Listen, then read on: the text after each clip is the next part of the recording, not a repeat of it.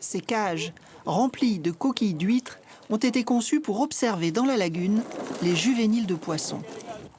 En effet, l'étang de Berre est une véritable pouponnière pour de nombreuses espèces aquatiques.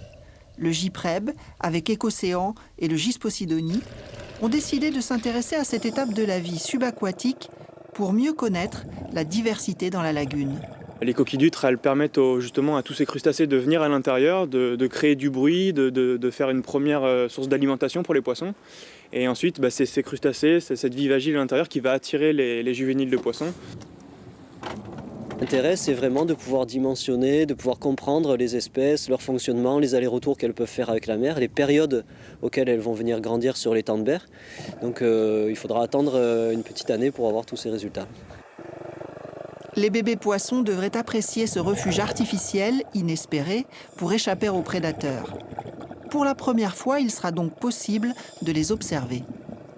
On s'attend bien sûr à observer les espèces qui sont connues à l'âge adulte dans l'étang de Berre. Donc on peut citer les athérines, les loups, les dorades, peut-être aussi des juvéniles d'anguilles.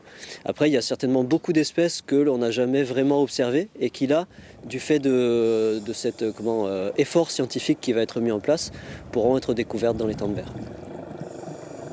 Après des décennies de lente asphyxie, la restauration écologique de l'étang de Berre est en marche.